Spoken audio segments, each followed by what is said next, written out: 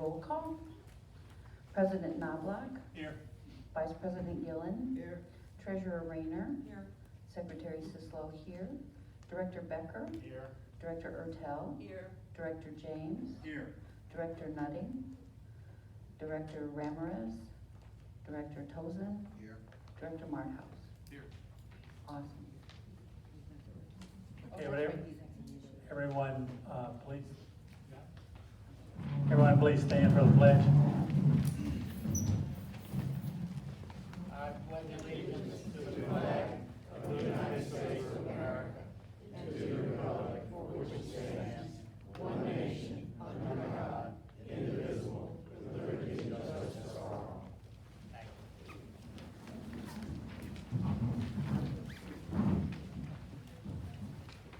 Before we start, if you'd like to speak on an agenda item, you can sign up right over here.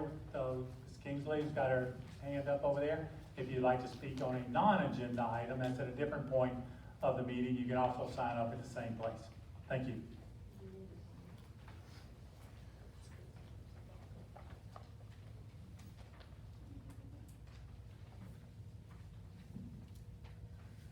As far as approval of the minutes of 8/17/20 were approved by an email vote on 8/20/20.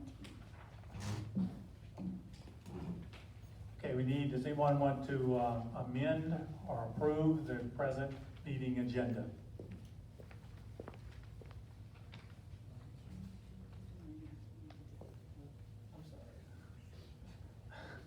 We want to add one thing to the agenda. It's a motion to approve that if the Hancock County Emergency Operations Center declares a state of emergency and closes municipal harbors, such as Bay St. Louis, that will also apply to the Diamondhead marina. We'd like to add that at the bottom of the regular agenda. Okay, now do we have a motion to accept the amended agenda? Motion to accept the amended agenda. I'll second. Okay, motion is approved, seconded. Everybody in favor? Aye. Aye. Okay, the first thing we have is a presentation from Elliott Holmes. Is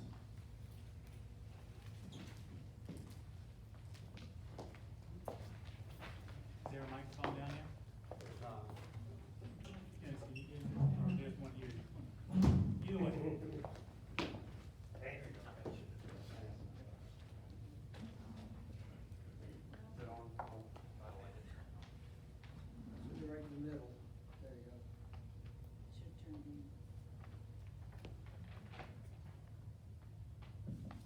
There we go. All right, thank y'all for having me tonight. Can y'all hear me back there? Okay. So, sorry for not having big boards or anything like that, but as y'all are aware, and for everybody's information here, kind of drove around and looked at some of the things that I'm going to be speaking about today. But basically, as a little history, Elliott Holmes is planning on starting a large development, which everybody's aware of, in the center of Cardinal Golf Course. And as part of that, there are several access easements that are between the holes on Cardinal Golf Course. Most specifically, holes 8 and 9, 9 and 10, 10, 11, 11, 12, 12, 13, and 13, 14. And then and so currently, when Purcell had that platted, there was always been a plan to develop that property.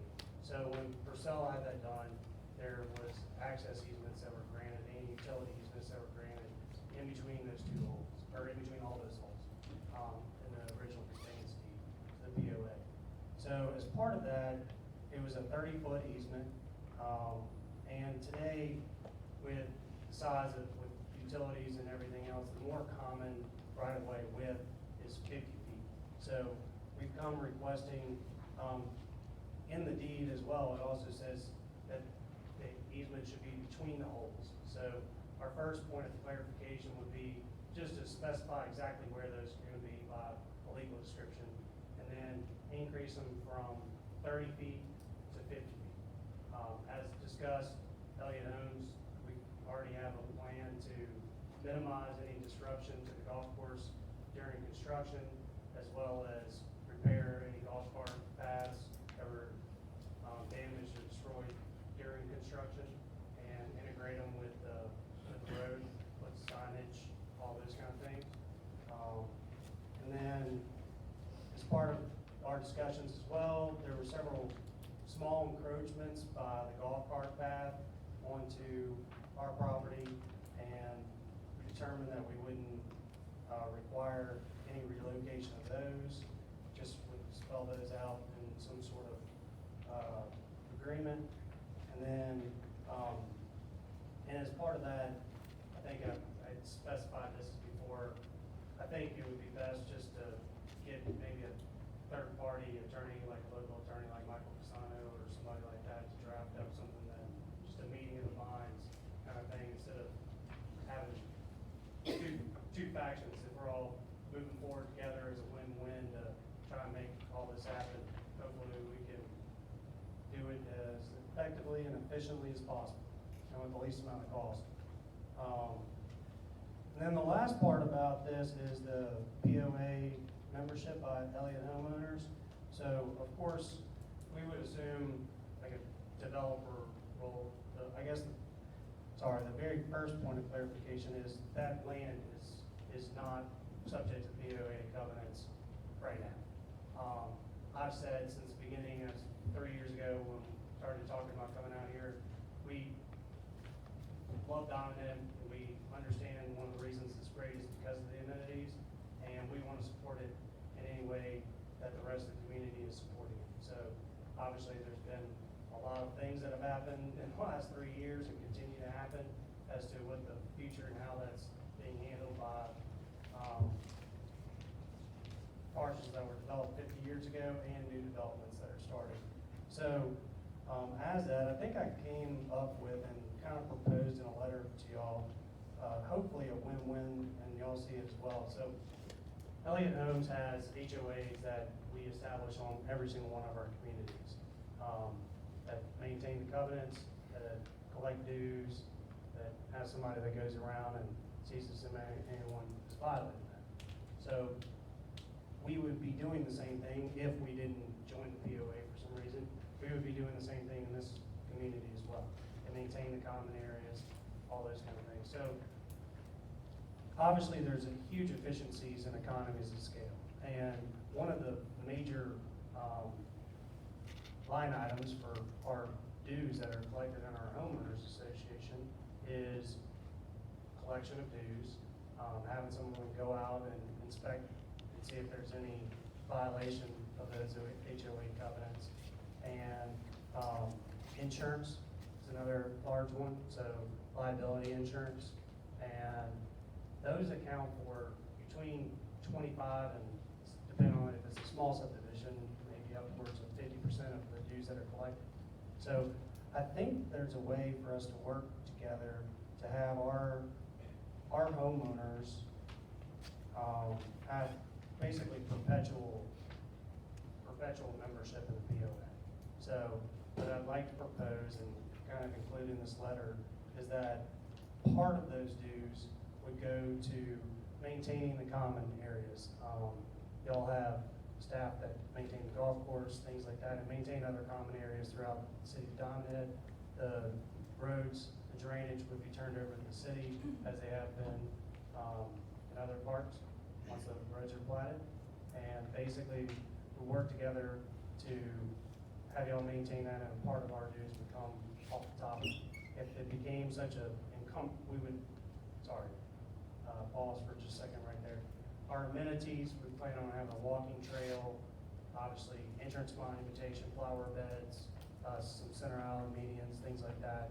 So the areas that are common areas, like the walking trail, for example, we would turn over to the or to the POA, transfer title, and at that point they would become open to all members of the POA. And I understand there was some apprehension, of course, of what are those amenities going to be and what do they entail.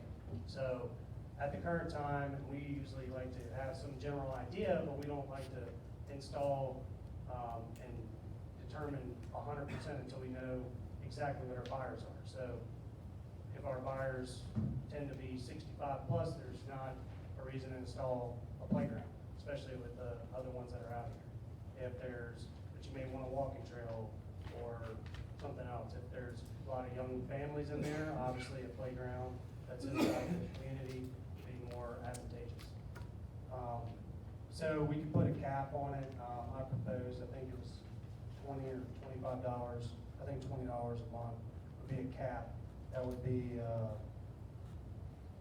agreed upon in a maintenance agreement that's competitive, of course, with POA.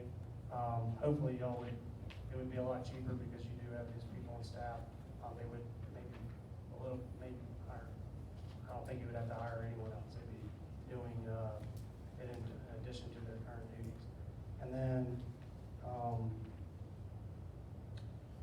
so from a win-win standpoint, the POA gets long-term membership of 200 plus residential lots, and the LEA members get the benefit from the amenities of Diamondhead and utilize the POA current staff to reduce overall cost. And the common areas that we have in our subdivision will be open up to all POA members. And I put in there that the POA could cancel anytime with a 90-day notice. And of course, at that time, if that ever happened, the common areas would be transferred back to Diamondhead Lakes HOA, and we would start our own and assess our dues accordingly. And membership in the POA would become voluntary at that point. So I think that kind of gives a good synopsis of it. Definitely willing to take any questions from anybody, and I know there's a lot of us. I have one comment. For those of you who don't know, the attorney who had been working for the POA has moved on to bigger and better things. So we're without an attorney at the moment. Anyone have any questions?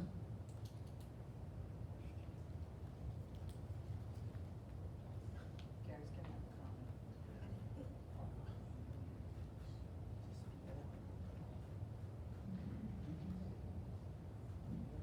We'd like to thank you for your presentation and the ones that you gave us in the past, and also for taking us around the golf course to show us where the easements will go through.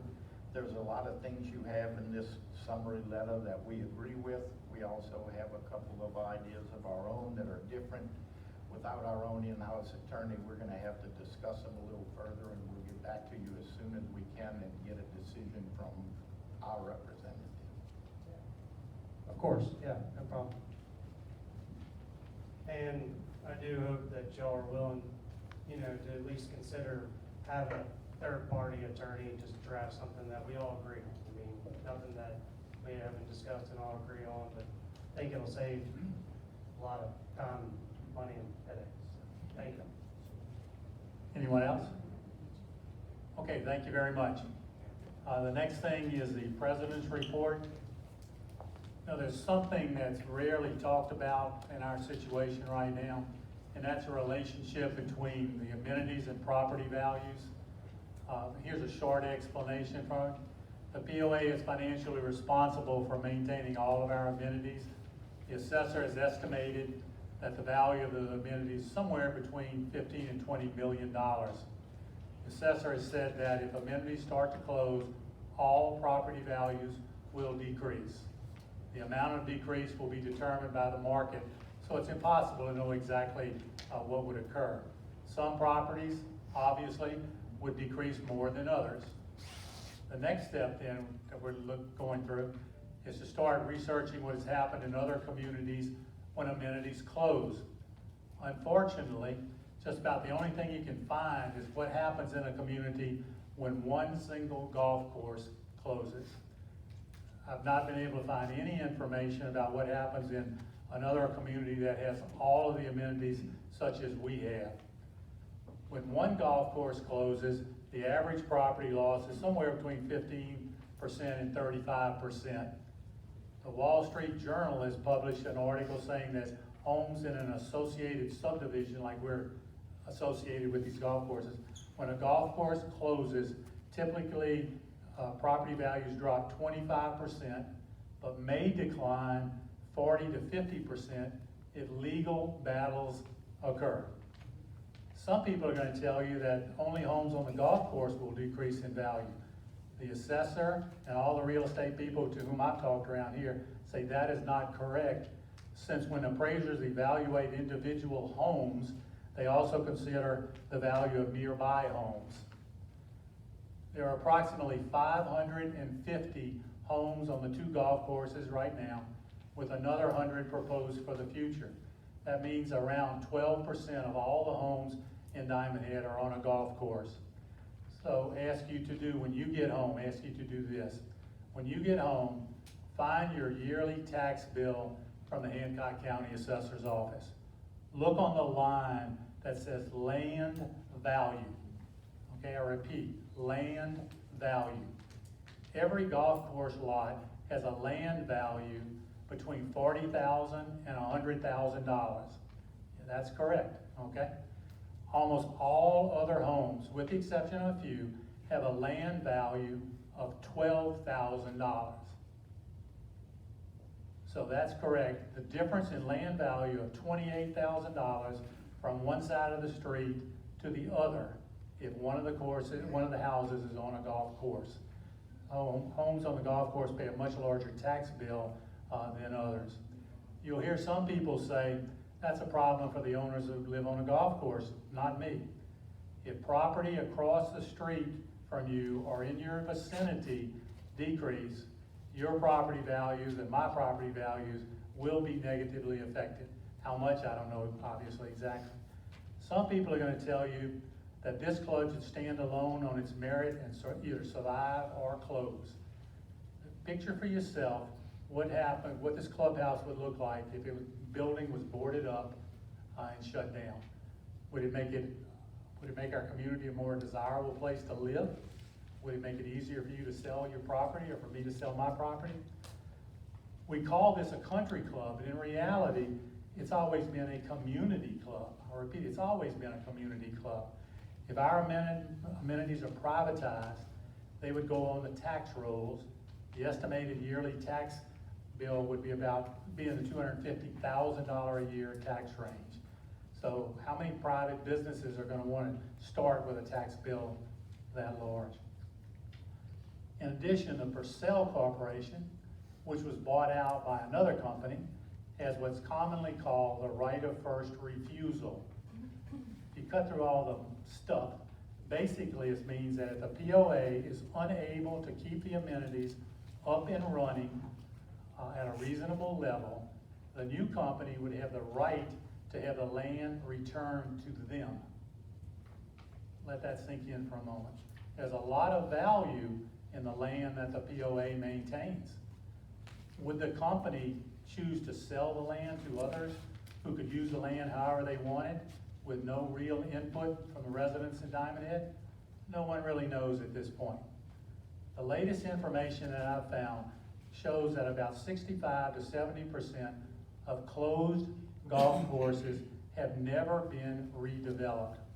The remaining 30 to 35% have been repurposed into additional housing, parks, wetlands, multiple family housing, etc. But you still need money to keep up parks, so you have to consider that. The reason I mention this, if you want to see what happens when a course is not redeveloped, drive to the St. Andrews area of Ocean Springs. Drive around and talk to the people who live there, the people you see on the street. My wife and I do that every 2 years just out of curiosity. Just stop and talk to them about what has happened to them because they lost one golf course after Katrina and it has never been repurposed into anything. You will probably agree, I don't want to move there, and I think you would probably agree with the same thing. One final thing to consider, if property values decrease, that means the city of Diamondhead, Hancock County, and the Hancock County school system will all take a financial hit. I'd be willing to bet that they would all have to increase their millage rates to make up the difference. In summary, there's no simple solution since one decision affects the next decision that you can make. And some of the decisions we're not, at this point, confident of what the decision has to be. It's really been a screwed up situation. Presently, dues make up about 52% of the POA income on a yearly basis. The remaining income comes from user fees, food and beverages, and so forth. I also realize some people will say that I'm exaggerating everything. Unfortunately, I don't think so. And what I've outlined is a definite possibility if we can't find a doable solution to solve our present situation. Thank you. Next is the general manager's report.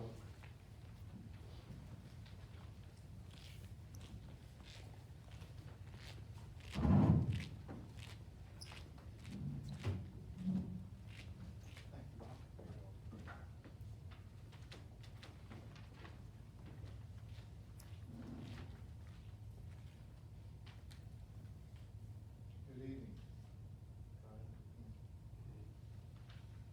Good evening. Hello.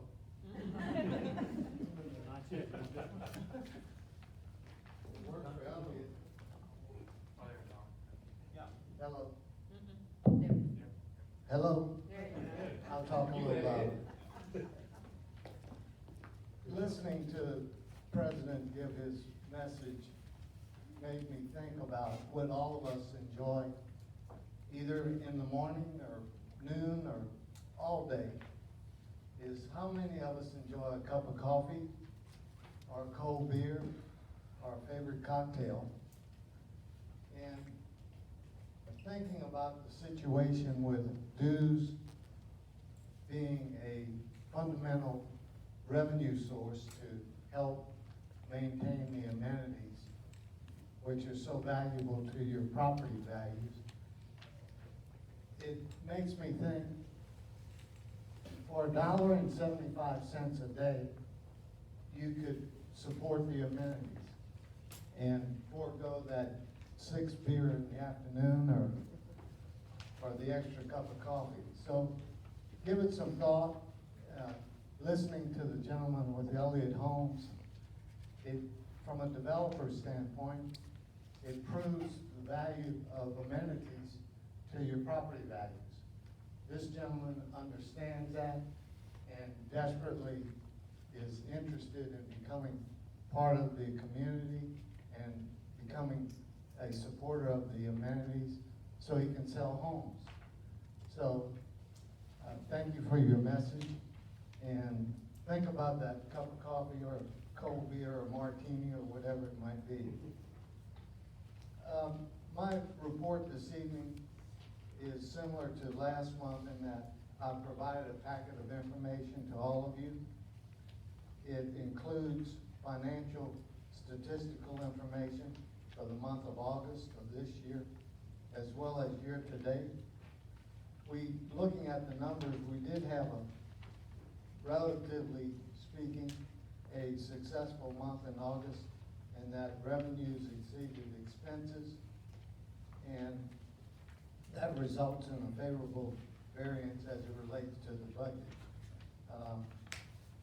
Year to date, we are falling a little short on the revenue side, in particular with the budget that we had set for the country club and also the golf shop being just shy of meeting their numbers. The additional information in your package deals with some statistical data as it relates to the 2021 budget. And Darian McInnes, who's our controller, has put together a preliminary draft first run of the 2021 budget. And I mentioned to you that you understand this is the first time that you are seeing the information. It's intended to prompt questions, ideas, reactions, and provide us with further guidance so we can do a second run and probably a third run on the 2021 budget after we get your comments. And what we're shooting for is to have a final presentation of the budget, subject to your timely comments back to us, targeting a December deadline. So we feel that this preliminary is a starting point.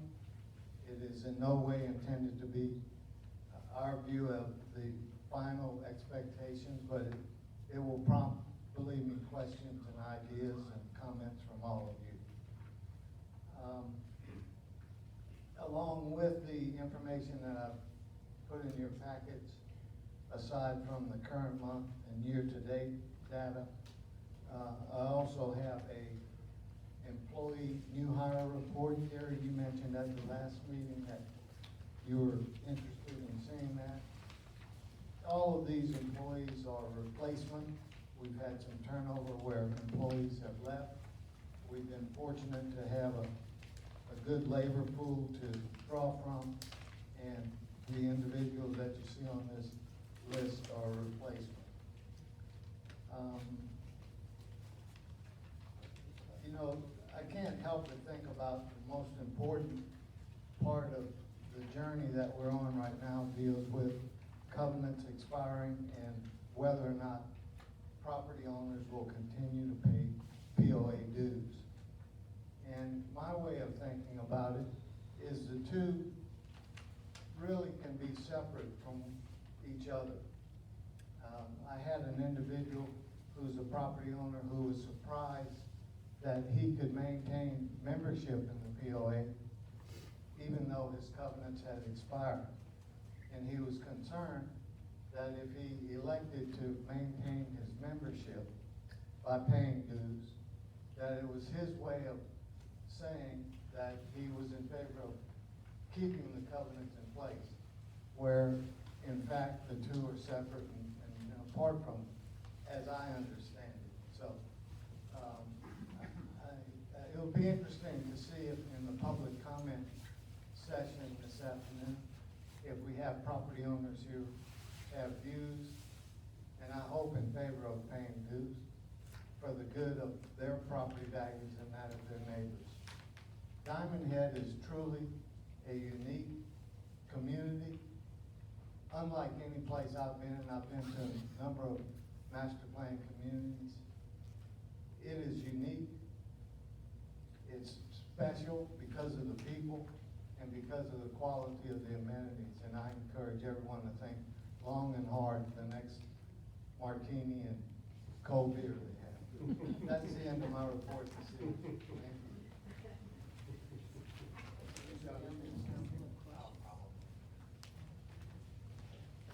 Ms. Kinkley, do we just have one person who wants to speak on an agenda item? Yes. Corey Ramirez. Mr. Ramirez? You're up. Oops, he's gonna need a microphone. It's up there.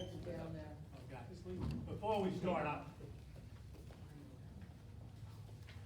start on this point, mention just a couple of things.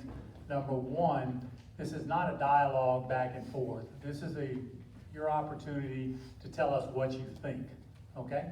We also have a timer. We've learned over the years, 3 minutes, if you can make a good point in 3 minutes. We have a timer that will be set for 3 minutes if Mr. Gillen does this correctly. And at 2 minutes, one color green light will come on. At 2 minutes and 30 seconds, did I say that right? 2 minutes and 30 seconds, a yellow light comes on, and a red light will come on in 3 minutes. Okay, so all you gotta do is look at this little thing right here. You're on if you can get it to work. You hit it before. No, he won't start until you. When you say that first word, you're in trouble. You cannot shut it down. When you turn it on, it should be working there. There you go. Can you hear me all right back there? I can't tell you all that I know because he just said I can't, so you'll have to bear with me. I'm standing here, Lloyd Ramirez, primarily because my son, Lloyd Ramirez Jr., is not sitting up there. So that's the reason I'm here, basically. But he has made a proposal to take a look at the supplemental agreement because there seems to be some disagreement from the front part of the supplemental agreement to the back end of the supplemental agreement. It's in two parts, and of course, when Purcell gave us back in '84 all these amenities, which are worth today, I guess, $20 million or so. And he gave them to us for $1. That's not all. We had to agree to a whole lot of terms, things I think of as the do's and don'ts. So the supplemental agreement itself is the front part of this thing, and we call it the per-sale agreement or the takeover agreement. But the last board, Bob's board, they added a supplement, I guess, to the supplemental agreement. And that's fine, no problem. The problem came about is because the exhibits that are referred to in the supplemental agreement, A through E, with E being called the special warranty deed, apparently, they also have a lot of do's and don'ts, but they did not get coordinated with the front.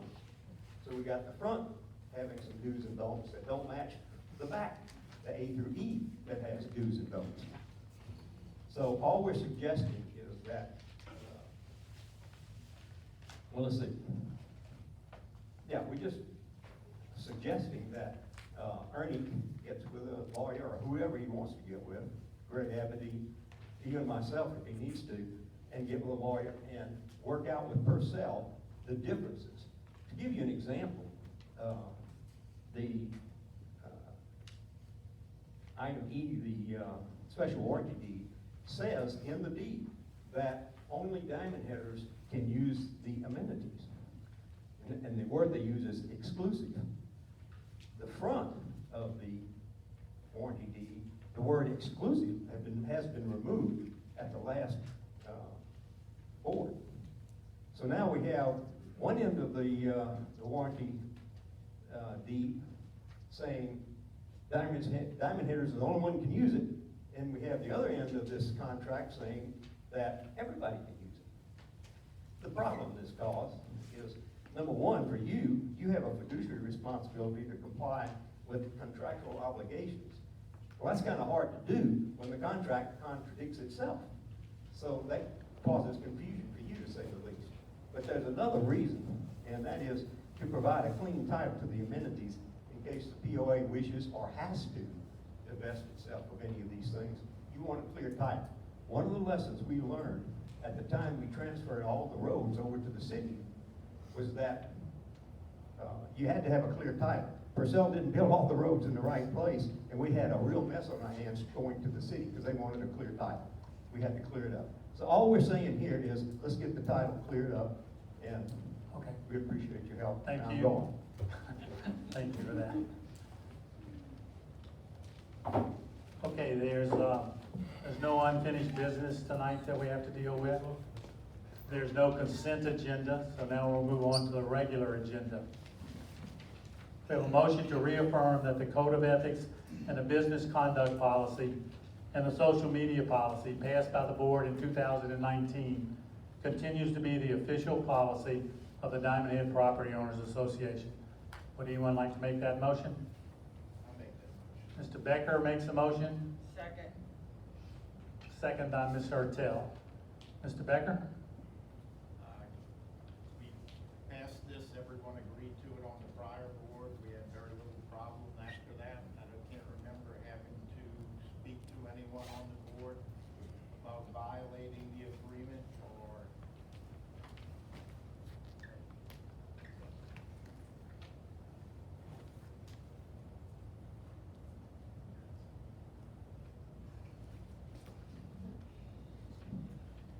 The prior board came up with this agreement.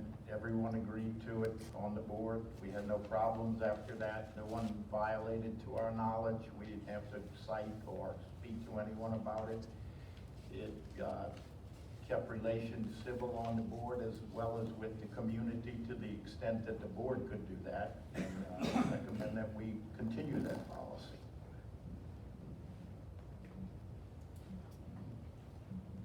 Anyone else? Okay, so we'll call for the question. All in favor, raise your hand. All opposed? Do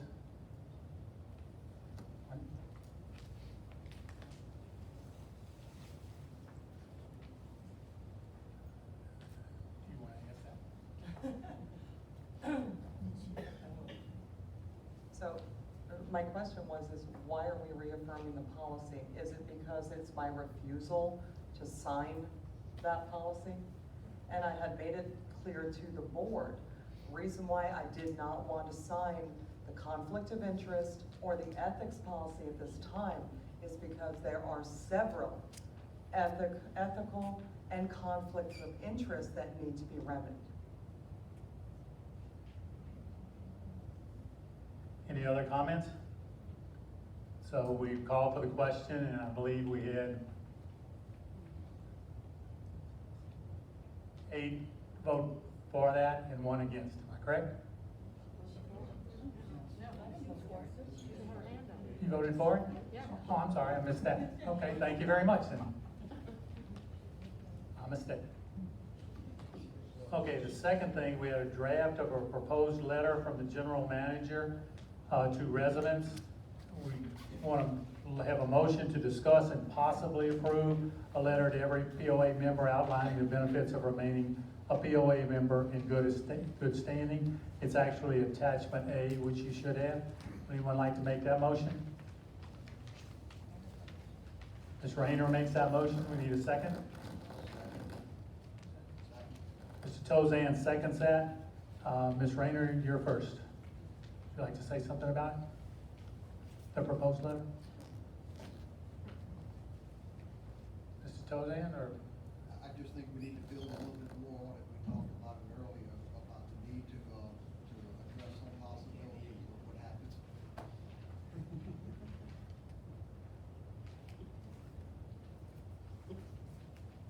We just need.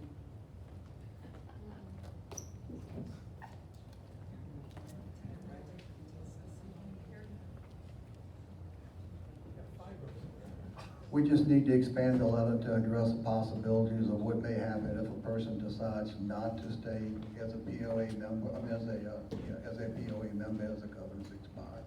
Just build some more information into the letter than we already have. Anyone else?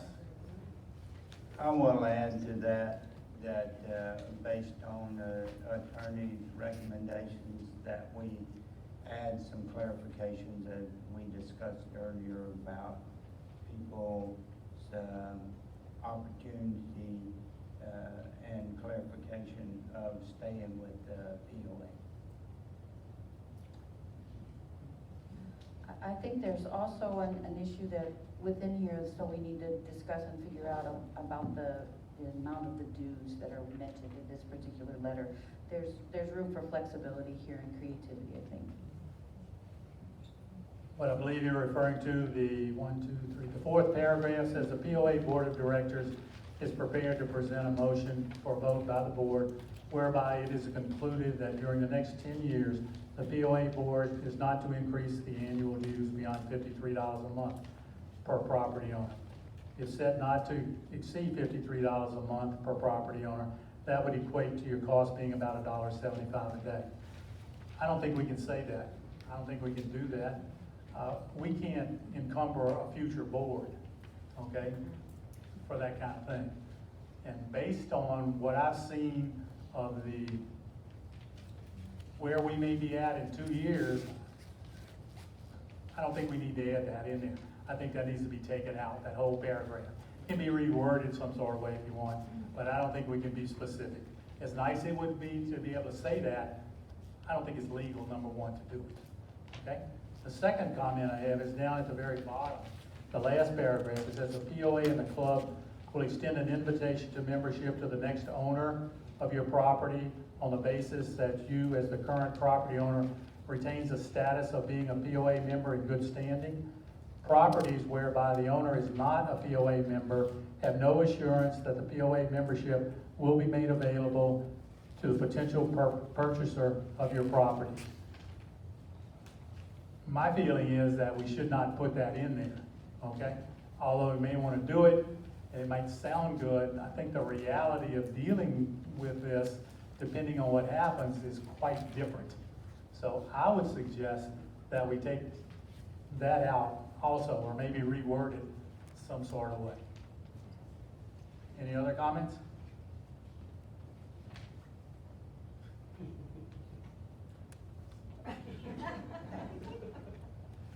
Just to state that the idea, I think, is a good idea, to educate our members on where we're going, what we're doing, and what we may be looking at. We just need to reword it to fit what we really wanted to say. And I think we've accomplished a lot of that in this discussion. Can I make a motion that we accept the idea and that the Futures Committee rewrite the letter with the general manager and then come back to the board with it? I will accept that. Mr. Abity may want to make a comment. Seems like he's coming forward. Thank you.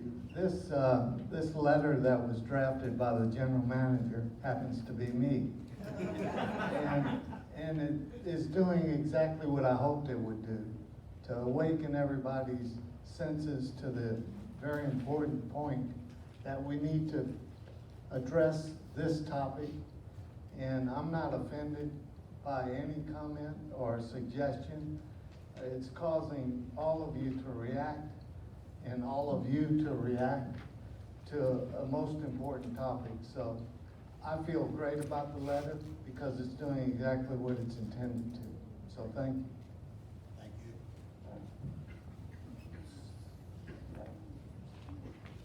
No, I can, I believe, if I remember correctly, I can withdraw the motion that's on there since I put it on the agenda. If I withdraw it, then you can make a motion. I would like to make a motion. So I will withdraw it. Is there a second if it's needed?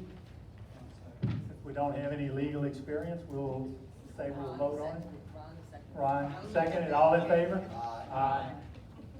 Okay. I would like to make a motion that the Futures Committee take this letter, reword it, rewrite it, bring it back to the board for review, along with Mr. Abity, and then go out with it, because the idea is a good idea.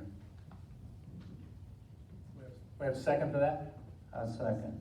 Second, Mr. James, second. Any other comments? Any other comments? All in favor, raise your hand, please. All in, that's unanimous, so we will do that. The third thing is we have a request for information. We have a motion to ask the treasurer to inform the board what illegal acts she was asked to perform, as stated in an email that she sent to all board members and the general manager on September 5th, 2020. Anyone like to make that motion?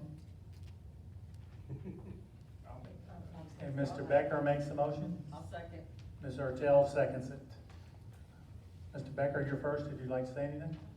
No, I just.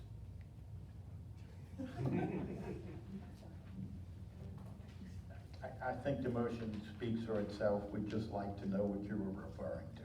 No. Okay. So since I became a member of the board, I had received several emails that were coming to me posing as our president and asking me to do certain things using the club account and other finances belonging to the POA. I have turned those over to law enforcement, and they have done somewhat of an investigation, and unfortunately, the IP address was traced somewhere in and around Diamondhead. So that's where we're at right now. And the first one that I had received, and now I found out this evening that you guys may have been receiving some as well. Yeah. Okay? So when I first received that, it was funny, I was having a conversation with what I thought was Ernie. And then when the certain things, they were asking me, and I was like, wait a second. So I looked at it, and then I looked at the email, and I was like, wait a second. So I had called up Ernie, and I asked him, I said, is this you? He's like, definitely not. So that's when I took that action, and I sent it to law enforcement. Yeah, but at least 3 or 4 of us got one today. I got one from myself. Yeah, I got Let's do it. I also got one from Africa, wanting me to support their football team over there. I'm waiting on my millions from my Nigerian friends. We're still waiting on the Nigerian prince stuff. The only thing I would suggest is if we get things like that, then let's make sure that everybody knows what we're talking about. Because I ended up with 5 or 6 phone calls from various people. Let me just add something here. At that time, when I had received it, and then I had confirmed from Ernie that it was not him, I gave it over to law enforcement, and I really couldn't speak about it at all. okay, because they were running an investigation. I also have to say that I received the same thing, and when I realized, I looked at the email address and could tell it was not from Ernie, not only by the words, but by the email address. I turned it over to Darian McGinnis, who is really our email guru at the POA, and so we need to keep him informed, because there's a background group of people that will help out in getting it taken care of. And I think all of us need to keep in mind, it's very easy to get your account hacked. People can get your email address in all kinds of weird ways and do very strange things. And we are even getting phone texts. So somebody's really having a wonderful time with a bunch of numbers right now. Even on the last board, I would get 2 to 3 email hacks from Bob Marthouse every single week. Just deleted them. Yeah. Finally, it's nice to know that I was not the only one, Bob, that has gotten these things. Okay, no other comments on that? Okay, then we'll go to number 4. There's a motion to approve a total of $195 for the Diamondhead Garden Club to register 12 live oak trees on the Cardinal Golf Course with the Hancock County Historical Society and the Garden Clubs of Mississippi. They mount a plaque on each tree and they invoice the POA for the course. That should be attachment B, as in boy, that you have. Anyone like to make that motion? Okay, Ms. Sislo moves, we need a second? Second.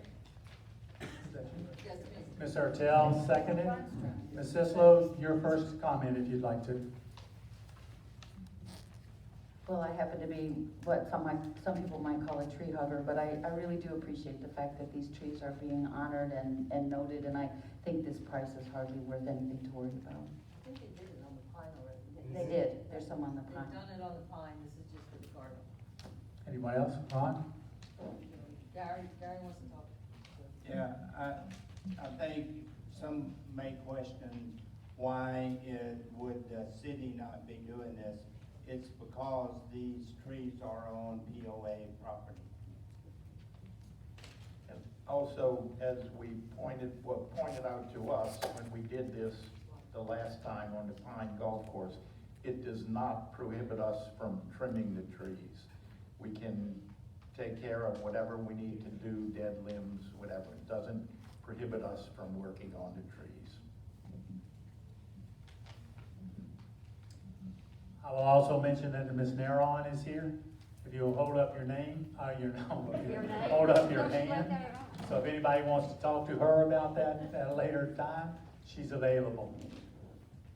Any other comments? Yeah, I would just like to say one thing.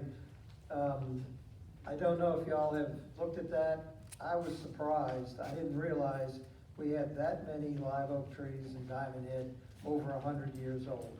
I think that is something that, again, makes Diamondhead a very special place. And they also say of note that they will probably identify 6 to 8 additional trees near the walking trail and circle in the front of the clubhouse in the future. And if you've ever seen the little green plaques that says born 1830, it's almost as old as some of the people around here. Okay, so now we take a vote on the motion. All in favor, raise your hand. It's unanimous.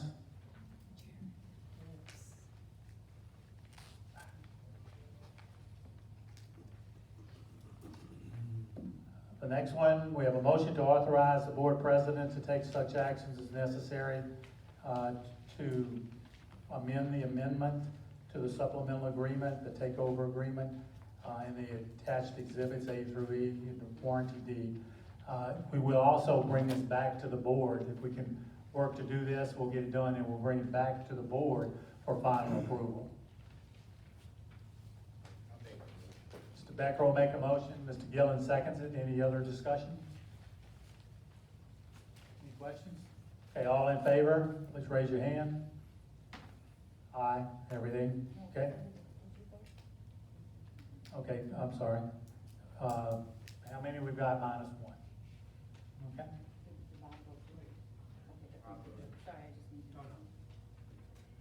Okay, the last one, we had one final motion. That was to approve if the Hancock County Emergency Operations Group declares a state of emergency and closes municipal harbors such as the one in Bay St. Louis. That will also apply to the Diamondhead Marina. Would anyone like to make that motion? Mr. Gillen makes that motion. We need a second. Mr. Tozan seconds. Any discussion? Just real quick, what happened with this storm when it came, the evacuation notice came out at about 6:12 on the night before the evacuation was supposed to be finalized at 7 o'clock in the morning. If this had been a very fast-moving storm, that never would have happened. And how it happened that everybody got out by that time, I don't think they did. So we kind of dodged the bullet. If you look at Alabama and Florida's pictures of what happened in their marinas when these storms come ashore, we don't need that in Diamondhead. Any of you that were around in Katrina know what that looked like. And it's one of those things where, you know, we've got $200,000 of floating docks over there. And if we have boats tied up to those with an 11-foot tide and 110-mile-an-hour wind, we aren't gonna have floating docks anymore. So this is something that if we get it to the Hancock Emergency Management, they will normally, I saw their, I guess you'd say their notices of evacuation from Bay St. Louis, and then all the rest were tacked on for Long Beach and Gulfport. Those came out a couple of days before ours did, and everybody had plenty of time to move their boats and do what they needed to do. I have one other comment on that. So a couple of us were dealing with the Hancock County Emergency Operations Center, and they just didn't feel real comfortable telling a privately owned marina that we had to close. That's what it came down to. So if we can pass this, then it becomes automatic when we're dealing with Bay St. Louis or whatever, and then it gets on TV, and they say that these marinas are closed, including Diamondhead. So I think it's an advantage for all of us. Okay, now we need to vote on the question. All in favor? It's unanimous. Okay, we had any? Two. Need a microphone. Doesn't?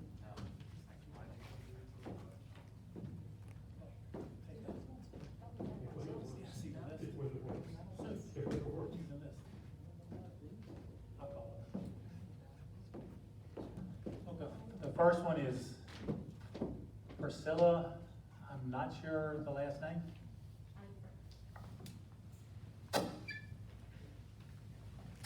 Please come up to the podium.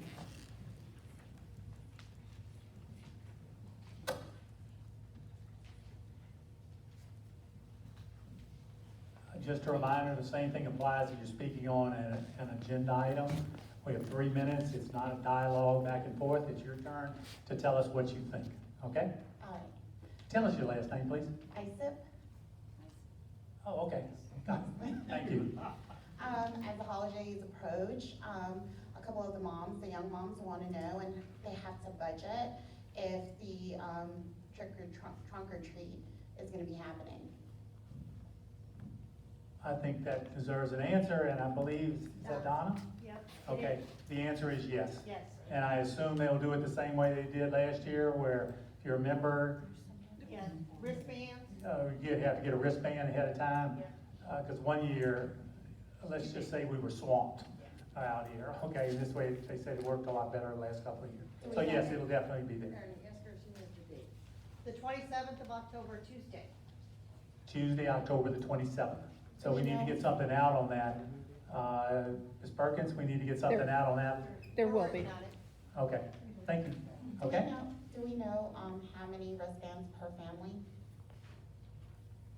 I don't know the answer to that one, how y'all did. It's just, then we're gonna, I think, Nancy, I think we talked about breaking it age group down, so doing it that way.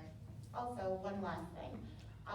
If we're doing the trunk or treat, say we have the treats for 500, do our children need the wristbands also? Okay, because last year it was, okay, perfect, thank you. Okay, thank you very much. Jesse Harwood? And, my bylaw was already covered. Pardon?